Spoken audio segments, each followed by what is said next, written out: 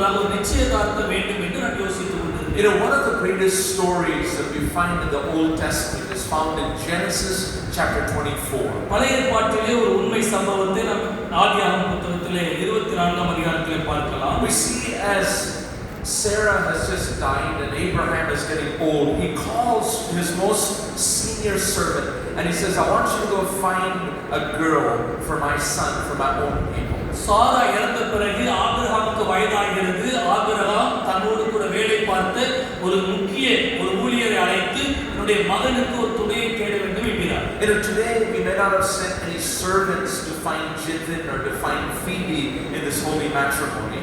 இந்த திருமண நாளிலும் கூட ஜித்தி ஜோஸுக்கு ஃபீபி என்கிற அந்த துணைக்காக இந்த நிச்சயதார்த்த விவாகம் செய்து கொண்டு வருகின்றோம். You know, we may have contacted our friends, fellow pastors and asked them, would you find someone for my son or daughter?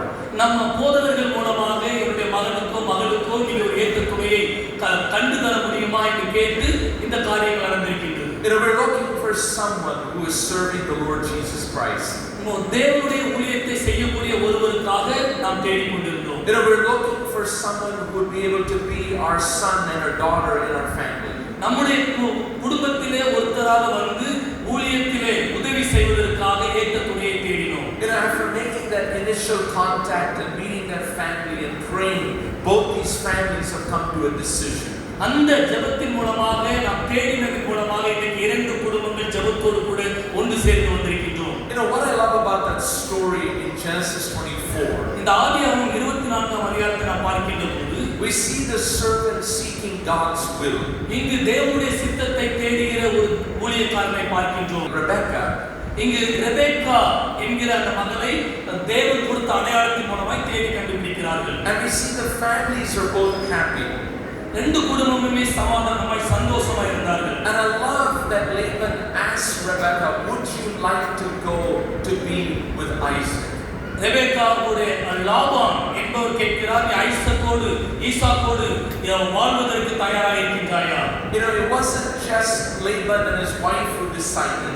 லாபானும் அவருடைய மனைவி மட்டும் தீர்மானிக்கவில்லை. You know, but they asked Rebecca, are you willing to go to marry Isaac? ஆனால் ரெபெக்காளோடு கூட அவர்கள் நீ போய் அவள் மகனோடு ஈசாக்கோடு வாழ விரும்புகிறாயா என்று கேட்டார்கள். Today, Phoebe, you've been given that same opportunity to say yes to marry Jithin. இன்னைக்கு ஃபீபிக்கு அந்த வாய்ப்பு கொடுக்கப்படுகிறது. ஜித்தினை மேரேஜ் பண்ணுவதற்கு நீங்கள் ஆயத்தமாக இருக்கிறீர்களா என்று கேட்கப்படக்கூடிய ஒரு கேள்வி. And the same choice has been given to Jithin to marry Phoebe. அதே நேரத்தில் அந்த தெரிந்து கொள்ளக்கூடிய ஒரு உரிமை ஜித்தினுக்கு கொடுக்கப்படுகிறது. Nobody has forced them into this marriage. இந்த திருப்படி ஒரு சரியான தீர்மானத்துக்கு ரெண்டு குடும்பங்கள் வந்திருக்கின்றார்கள். You know, every family desires for the best for their son and daughter. எந்த குடும்பமாக இருந்தாலும் தன்னுடைய மகனுக்கோ மகளுக்கோ சிறந்ததை செய்ய வேண்டும் என்று விரும்புவார்கள். And I know Phoebe, you've probably been praying for this day.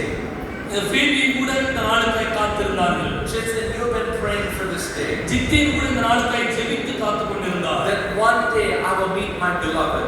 ஒரு நாள் எனக்கு பிரியமானவரை நான் சந்திப்பேன். And today both the families are able to rejoice because this is marvelous in His sight. இன்னைக்கு ரெண்டு குடும்பங்களுமே சந்தோஷப்படுகிறார்கள். ஏனென்றால் இன்னைக்கு நம் கண்களுக்கு முன்பதாக ஆச்சரியமான அதிசயமான காரியம் நடந்து கொண்டிருக்கிறது. You know, in Proverbs 18:22, நீதிமொழிகள் 18ஆம் அதிகாரம் 22ஆம் வசனம், it says, he who finds a wife finds what is good and receives favor from the Lord. மனைவியை கண்டடைகிறவன் நன்மையானதை கண்டடைகிறான், அவன் கர்த்தரிடத்திலிருந்து தயை பெறுகிறான் என்று வேதம் சொல்கிறது. Amen. Amen. You know, we can buy houses, நாம் வீட்டை கண்டுபிடிக்க முடியும். we can buy cars, நம்முடைய we can buy cars. நம் கார்களை வாங்க முடியும். You know, we can have good jobs. நமக்கு நல்ல வேலையை நாம் தேட முடியும். But only a good spouse is given from the Lord. ஆனால் துணை, சரியான துணை என்பது கர்த்தரால் கொடுக்கப்படுகிறது. Hallelujah. Hallelujah. You know, we find favor when God blesses us with that spouse. சரியான துணையை கர்த்தர் கொடுத்து நம் மீது தயை You know, பாராட்டுகிறார். today God has bestowed upon Phoebe and Jithin that favor, the goodness of God. கர்த்தர் இந்த நல்ல நாளிலே ஃபீபி, ஜித்தி, ஜோஸ்க்கு மேல் கர்த்தர் தயை பாராட்டி He இருக்கிறார். has shown that favor to the Jacob family and also to the Jose family. அது மட்டுமல்லாமல் ஜேக்கப் அவருடைய குடும்பத்திற்கும் ஜோஸ் அவருடைய குடும்பத்திற்கும் நான் இந்த காலை நேரத்தில் உங்களோடு 4 காரியங்களை பகிர்ந்து கொள்ள விரும்புகிறேன். The reason why God gives us the season of engagement. எதற்கு தேவன் இந்த நிச்சயதார்த்த நாளை கொடுக்கிறார் என்றால், First, it's a time of introduction. முதலாவது இது அறிமுகத்தின் நேரம்.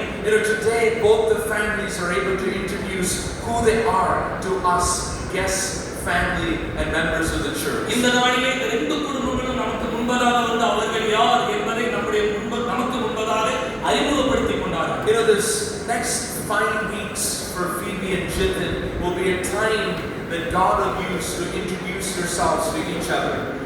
அடுத்த 5 வாரங்கள் திருமணத்திற்கு முன்பதாக மணமகனும் மணமகள் ஒருவரோடு ஒருவர் அறிமுகப்படுத்திக் கொள்ளக்கூடிய ஒரு நேரம். You get to introduce your families.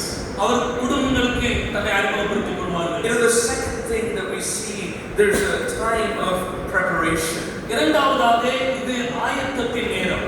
When you think about the Jewish tradition of engagement, யூத கலாச்சாரத்துடைய நிச்சயதார்த்தத்தை குறித்து நான் சொல்கிறேன்.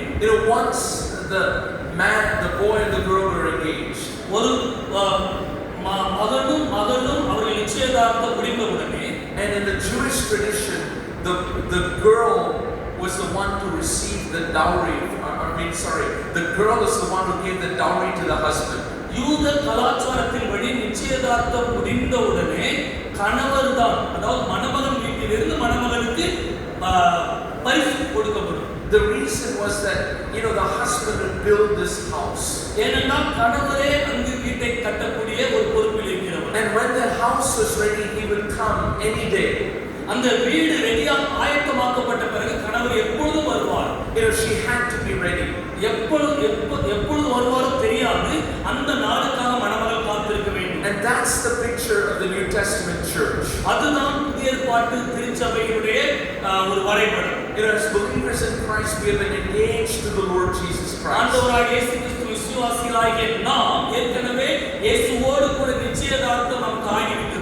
We don't know when the Lord is going to come back. எப்பொழுது இயேசு வரப்போகிறார் நமக்கு தெரியாது. But He calls us to be prepared. ஆனால் நாம் எப்பொழுதும் ஆயத்தமாக இருக்க வேண்டும். The next 5 weeks, Jitin and Phoebe, this is a time of preparation for you. அடுத்த 5 வாரங்கள் இருவருக்குமே ஆயத்தத்தின் நாட்கள்.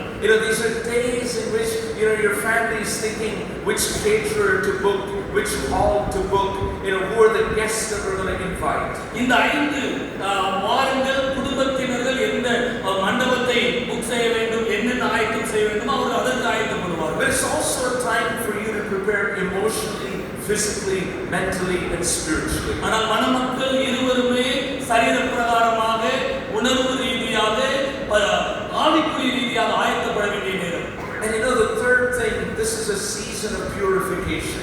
மூன்றாவதாக இது தங்களை பரிசுத்தமாக்கிக் கொள்ள வேண்டிய நேரம். When you go to the book of Esther, Esther புத்தகத்தை பார்த்தால் we see that Esther was preparing to go to the king.